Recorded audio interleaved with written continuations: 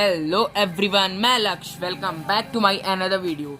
तो दोस्तों, जैसा कि आप सबको पता है कि हमने पिछली वीडियो में कुछ सवालों को हल किया था, जिसमें से कुछ शेष सवाल बच गए थे। तो चलिए हम उन्हें आज हल करते हैं। उसमें से हमारा पहला सवाल है, एक 7 सेंटीमीटर त्रिज्या वाले वृत्त का त्रिज्याखंड कोण 60 अंश है। त्रिज्याखंड का क्षेत्रफल ज्ञात कीजिए।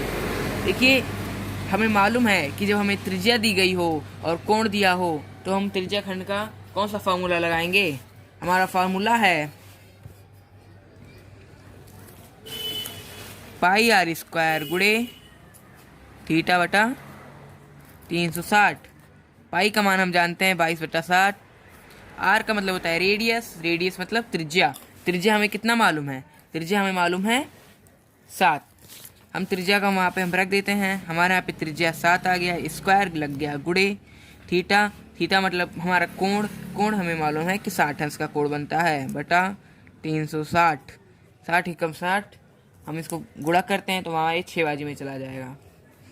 अब हम 7 का वर्ग ले लेते हैं, हमें बन जाता है 49। तो 22/7 गुणे 49/6। हमारा कट गया 7 7 49, 2 3 6, 2 ग्रही। जब हम इसका गुणा करेंगे तो हमें मिल जाता है 11/77/3। हम इसे काट देते हैं, 3 दूनी 6, हमारा 1 15, 3 5 15, हमारा आ गया इतना। मतलब हमारा त्रिज्याखंड का जो क्षेत्रफल होगा वो क्या होगा? 25.67। ये हमारा उत्तर हो गया। अब हम अगले सवाल की तरफ चलते हैं। हमारा अगला सवाल है, एक दीवार घड़ी की मिनट वाली सुई इतनी सेंटीमीटर लंबी है, 3.5 सेंटीमीटर लंबी है। घंटी घड़ी की मिनट वाली सुई 15 मिनट में कितना क्षेत्रफल तय करेगी? देखिए, मान लीजिए हमारी घड़ी कुछ इस प्रकार है और हमारी जो इसकी लंबाई है यह है 3.5 और ये 15 मिनट तय करेगी। मतलब हम जानते हैं कि 15 मिनट मतलब सीधा। देखिए, यहाँ अगर हम मान लें कि हमारे यहाँ पे, चलिए हम आपको फॉर एग्जांपल हम आपको करके दिखा देते हैं। तो जैसा कि मान लीजिए कि ये जो मिनट वाली सुई है यह 12 पे हो और 15 मिनट अगर हम यहाँ से चलेंगे तो यह 3 पे पहुँचेगी। मतलब यह ऐसे होकर, जो हमारी ये ऐसे थी सीधे, अब अगर ये 12 पे जाएगी तो ये सीधी हो जाएगी, 15 मिनट चलेगी तो ये ऐसे लेट जाएगी, तो ये ऐसी हो जाएगी और अभी ये ऐसे रहेगी। तो मतलब ये एकदम 90 अंश का कोण बनाएगी। तो जैसा कि हमने आपको बताया कि अगर हमारे पे 12 है और इसको अगर हम 15 मिनट चला दें तो ये यहाँ पे एकदम सीधा अंश का कोण बनाएगी। हमारे यहाँ पे एकदम ये सीधा 90 अंश का कोण बनाएगी। फिर इसकी लंबाई हमें मालूम है कितनी? 3.5। हमें इसका क्षेत्रफल मालूम करना है। क्षेत्रफल मालूम करना है मतलब हमारी यह सिर्फ इतना ही चली है और हमें इतने का क्षेत्रफल मालूम करना है। हम इसको मान लेते हैं क्या? त्रिज्या। हमें कोण मालूम है कितना? 90 अंश। हमें पता है क्या 90 अंश का कोण बनाता है, तो हमें मालूम करना है इसका क्षेत्रफल।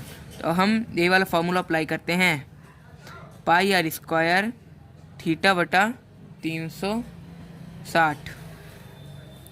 पाई का मान रख देते हैं 22/7 गुणे थीटा का मान हमारा हो जाएगा 90/360 गुणे हमारा जो ये है आर। आर को त्रिज्या कहते हैं। त्रिज्या हमारा है 3.5 का, यहाँ स्क्वायर हो जाएगा।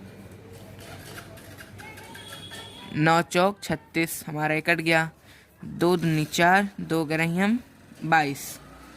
हम 3.5 का वर्ग ले लेते हैं, हमें मिल जाता है 12.25 गुणे 11/2, यहाँ पे बटा 7 हो जाएगा। अब हम इसका गुणा करा देते हैं तो हमारा आ गया 7 दूनी 14। अब इसका गुणा कराने पर हमें मिलता है, हमें इसका गुणा कराने पर मिल जाता है 134.75 बटा हमारा 14 हो गया।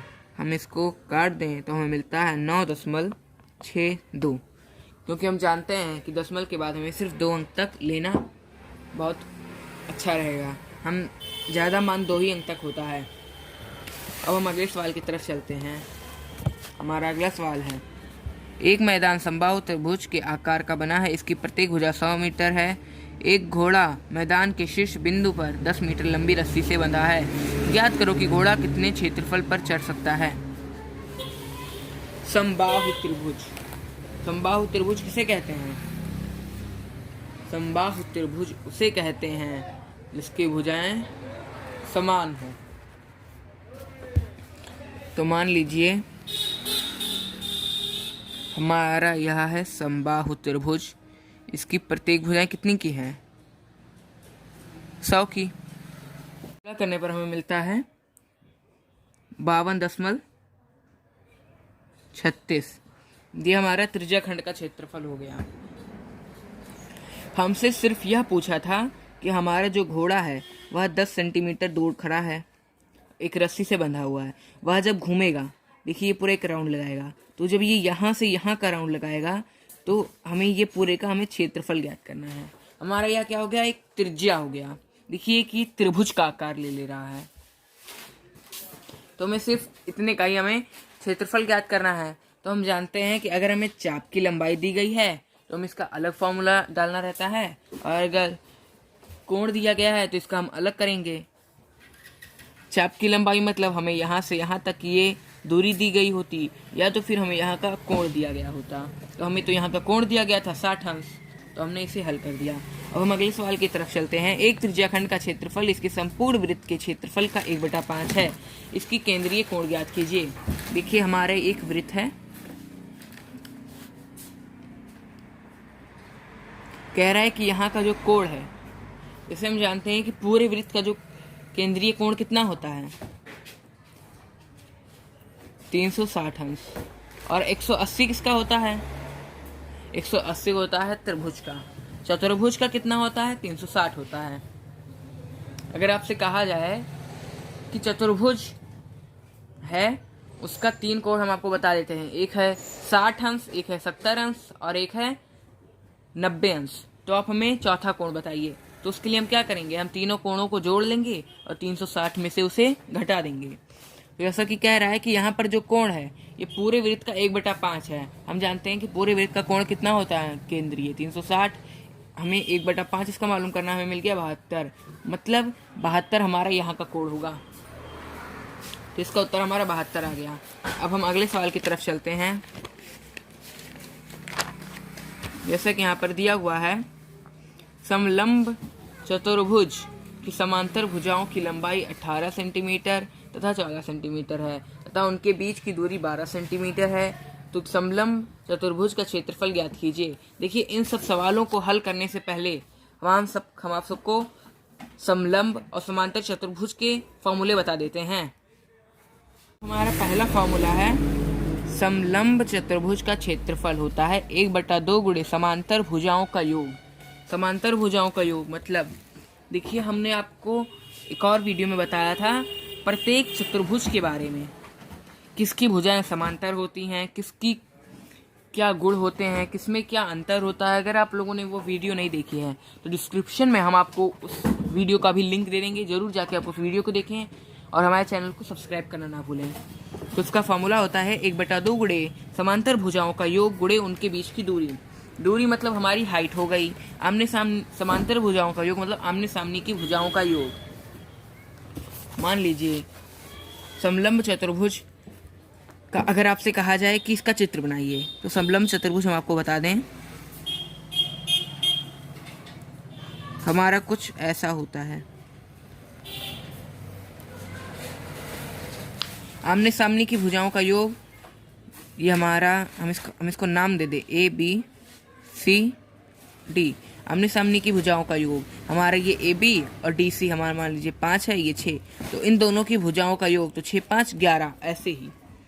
और इसकी हाइट हम मान लेते हैं 7 है। तो चलिए इसी को हम इस फॉर्मूले से हल करके देख लेते हैं। 1/2 हमने लिख दिया 1/2 गुणे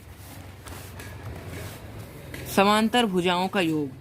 समांतर भुजाओं का योग हमारा कितना आ गया? 5 6 11 गुणे हाइट दिया है उनके बीच की दूरी तो उनके बीच की दूरी हमने मान ली 7। अब इसी को हम हल कर दें तो हमारा आ गया 11 सत्ते 77 बटा 2।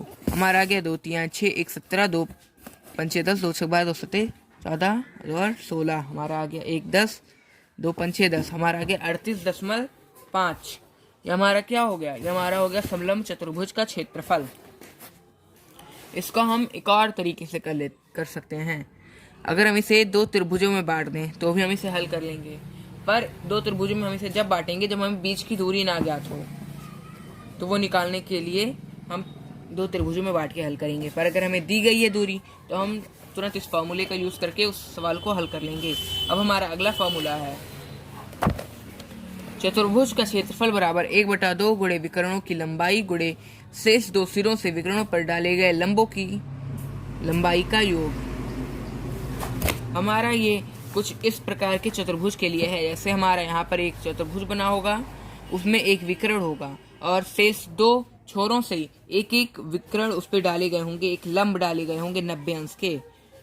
तो हमें क्या करना है? हमें उन दोनों लंबों को जोड़ लेना है। जैसे कि मान लीजिए हमारा यह 5 है, यह 4 है और विकर्ण की लंबाई हम कर देते हैं हमारा यह 7 है। तो हमें बताना है इस चतुर्भुज का क्षेत्रफल क्या होगा। तो हम क्या करेंगे?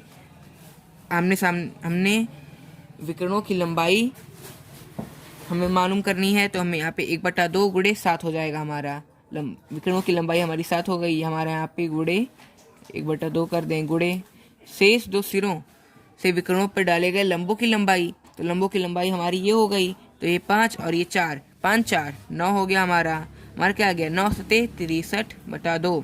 इसको हम भाग करेंगे तो 2 3 6 2 1 कम 2। हमारा आ गया 1 10 2 5 10। हमारा क्या? 31.5। यह हमारा चतुर्भुज का क्षेत्रफल हो जाएगा। चलिए अब हम अगले फॉर्मूले की तरफ चलते हैं। अभी तो यहाँ पर कोई शेष फॉर्मूला नहीं बचा है, तो अब हम सवाल की तरफ चलते हैं। देखिए, इन सवालों का हल हम आपको अगले वीडियो में दे रहे हैं। तब तक के लिए जय हिंद, जय भारत। Thanks for watching.